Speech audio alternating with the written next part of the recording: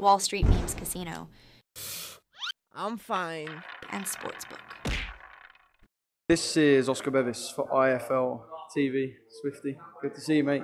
And thanks for giving us a little bit of your time. Fight week. Charlie Edwards is back. Kind of a bit of a forgotten man in British boxing, but this is a man who belongs at the top table. Yeah, definitely. Listen, when you're around him and you see how professional he is and how dedicated he is to the sport, then you want him to get what he deserves. When I spoke to him a couple of weeks ago via Zoom, he said to me about you and the training setup. He said he doesn't let me drop a bollock, so I can imagine you've been pushing him hard in the gym. Yeah, listen, I just want him to be his best, and from my side, mate, it's about keeping him fresh. It's about sort of holding him back of anything, because you tell him he's in the gym at 12, he's there at 11:30, and he's warming up, and he's ready to go. He's so professional, and that's all I want for him. I just want him to get the best out of the game because he deserves it. You're working with Charlie and the young fighters that you work with. What is it you look for in them fighters that make you go, I want to have you as part of my team? Because I can imagine there's quite a strict selection process. You can't just kind of let anyone walk through the gym doors. Yeah, 100%, and it's more difficult than you think in terms of what you're looking for. But for me as a person and the way I give my life to the sport, all I want is just to give everything you've got. If you give me everything, I'll give you everything back. And I don't think I could train someone who was a bit of like a slacker, someone who was lazy. I don't think I could do that. I think I want people who are professional, who give it everything, and that for me it makes it easier for me to sort of turn up at the gym knowing that they're giving it all they've got. I've got to do the same. In terms of Charlie, did you have the conversation of whether it was kind of reinventing him as a fighter and the style that he has, or whether it was just kind of a fine-tuning situation? Because you're not picking up a novice, so what kind of conversations did you have on that front? Yeah, listen, it was never about reinventing him. It was about it was a conversation in terms of what I believe he does very well, and basically how I want him to get back to doing what he does good. And he agreed with me. We had a very similar mindset when we were talking about and assessing things he does and things he should be doing. And again, it was never a case for me of teaching him how to box or sort of reinventing him. I say it was more about get him doing what he does well and using his best attributes. And basically he's a well-rounded fighter. He can do everything, and go out and do it and showcase it now, and get back to your best, and let's show the improvements what we're adding. Also, I'm adding to your game as well as getting back doing what you was doing anyway. Do you know what I mean? So if I can make a new and improved Charlie Edwards, then it's a fighting prospect for everyone in the bantamweight division. Yeah, absolutely. In terms of George Azori, what are you expecting, or what can you tell us about him and what he's going to bring to the ring? He's a good fighter. He's a former European champion. Good southpaw. He's coming here with ambition. Definitely. He's on the back of a good sequence of wins, and I think, listen, you'll see the shape Charlie's in, and the attention to detail we're making in this fight. The fact that how seriously he's taking it, and how serious an opposition we see that we're under threat with, and Ori brings his own reputation, but I think it's a testament to Charlie that he's going right back in at that level, because he doesn't want no journeyman, he doesn't want any leg ups. He wants to go in there and do a job, show how good he is, show the improvements he's making, and show that he wants to be world champion again. I know there's big fights beyond this. Yes, this is tunnel vision for now, but I mentioned a couple of the big fights when we spoke a couple of weeks ago. Granted, on Fight Week, Charlie wasn't too keen to mention them yet. But there is big fights, and I think if you look on BoxRec, Paul Butler's the only bantamweight ranked above him. He's fighting for the vacant IBO. But it seems to be a fight that Charlie's adamant will not be taken by Paul and Joe because of sparring the previous. So just kind of your comment on that fight, and perhaps what you guys have spoken about surrounding that fight, because it's a domestic fight and a good fight. So yeah, listen, any domestic fight is good for Charlie, but I'd be a fool to start talking about other people now with Ori on the horizon. I'm similar to Charlie in terms of my mindset's on that now, and whatever comes to Charlie, look, I like Paul Butler. I get on well with him. I can't comment on the sparring because I wasn't in the gym, I didn't see it, but I've heard obviously Charlie telling me the stories, so he's confident. Listen, all I can say about it without bringing anyone else's names into it, I'm very confident in what I've seen in Charlie Edwards already. Don't make a statement Saturday and I'll put him in with any bantamweight in the world. I don't think there's anyone out there that I'd look at and go, well, maybe no.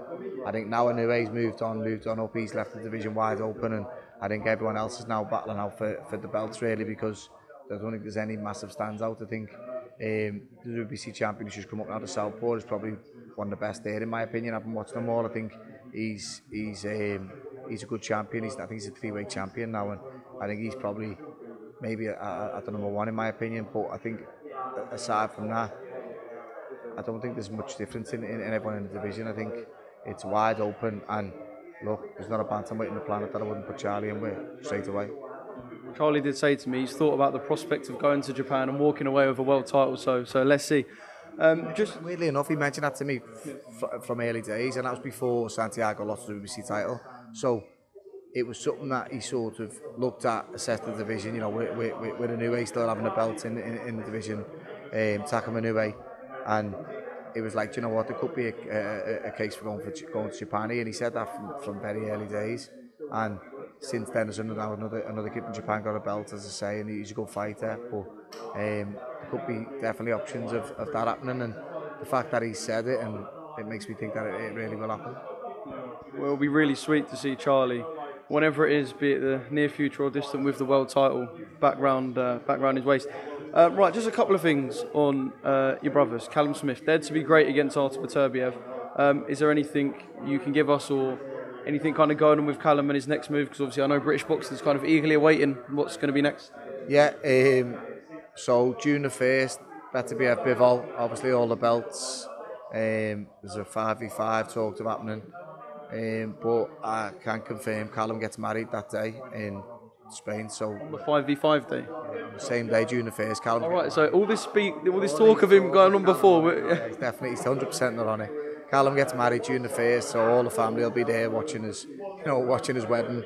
And then, if it gets done in time, we'll sit down and we'll watch the undisputed fight. With great interest in it, because it's a massive fight in boxing, obviously, and I think we'll watch that and see what happens going forward. If it's a good, highly contested fight and ends up being a good fight, then I imagine obviously there's a rematch there, so it could tie the division up, and in that case I don't know whether there's options for Callum. I think if it's a bit of a landslide fight or a bit of an heavy knockout where it's one-sided, then the rematch doesn't happen. If, say, Beterbiev was to move up and wait to sort of and free the division up with the belts, then I think Callum would make a target of becoming a 2-weight world champion. I just think a lot's got to happen to from now till then, so we'll see what happens during the 1st and how the division's looking afterwards, and he can sort of get his wedding done and then make his mind up on what's next, and whether it's an ambition for him to go and set on an assault on the title, or whether he's done. We'll have to see, but